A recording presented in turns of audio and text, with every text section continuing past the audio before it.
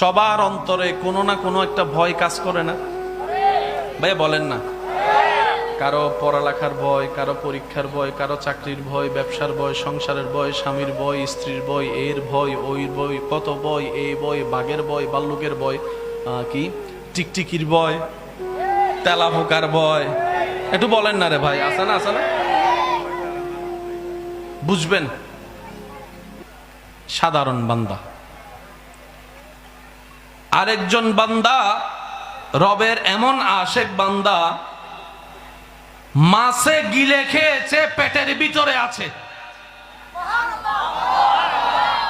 प्यार से कहो ना यार सुबहान अल्लाह, दिल खुल के बोलो सुबहान अल्लाह।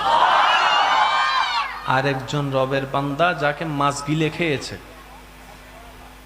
আমরা জানি অক্সিজেন ছাড়া কেউ বাঁচতে পারে? পেটের ভিতর কি আলো না অন্ধকার?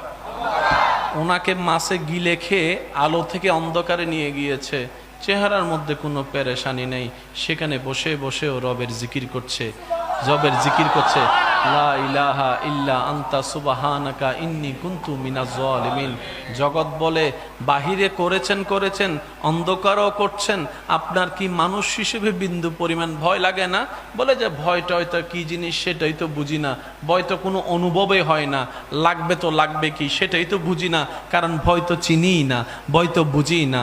ইব্রাহিম নবী আল্লাহর আশেক বান্দা, আগুন সামনে প্রস্তুত আছে, সবাই ওনার টেনশনে চেহারা মলিন করে আছে, আর ইব্রাহিম নবীর চেহারায় কোনো পেরেশানি নাই, কোনো মুশকিলের চিহ্ন নাই, কোনো চেহারার মধ্যে কান্নাকাটি নাই, অনুনয় বিনিময়, ভাই আমাকে ছেড়ে দাও, আমি ভুল করছি, মাফ করে দাও, তোমার কথা মেনে নিয়েছি, এরকম কোনো শব্দ শোনা যাচ্ছে না। সবাই ইব্রাহিম নবীকে জিজ্ঞেস করছে, আমরা আগুন দেখলে 10 মাইল দূরে পালায় যাই, আর আপনি আগুনের সামনে আছেন, আপনাকে একটু পরে ফেলা হবে, আপনার কি একটু ভয় লাগে না?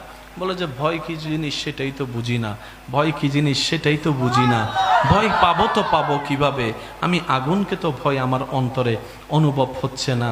বাবা হয়ে সন্তানের গলায় ছুরি রেখে দিল ইসমাইল আলাইহিস সালাম। ছুরি দেখলে তো সবার অন্তরে ভয় লাগে, আর ছুরিটা যদি গলার উপরে হয় তাহলে তো ভয়ের লেভেল আরো বেড়ে যাবে, অনেকে তো ভয়ে স্ট্রোক পর্যন্ত করে ফেলতে পারে। কিন্তু ইসমাইল নবীর চেহারার মধ্যে কোনো ভয় নাই, হযরত ইব্রাহিম নবীর চেহারার মধ্যে কোনো ভয় নাই। বাবা হয়ে যে সন্তানের গলার মধ্যে ছুরিটা রাখলো, এই ভয়টা পায় না কেন ওনারা? ইমাম হুসাইন কারবালার জমিনে চলে গিয়েছেন, সংখ্যা কম কিন্তু ভয় নাই, তলোয়ার কম কিন্তু ভয় নাই, যুদ্ধ সামগ্রী কম কিন্তু ভয় নাই। ভয় ছাড়া ওনাদের জীবনটা এমন কোন, তখন কিতাব উত্তর দেয়, যারা স্রষ্টাকে ভয় পাওয়া শুরু করে, যাদের অন্তরে সৃষ্টিকর্তার ভয় চলে আসে, সৃষ্টি তাদেরকে আর ভয় দেখাইতে পারে না। বলেন না সুবহানাল্লাহ, আল্লাহু আকবার।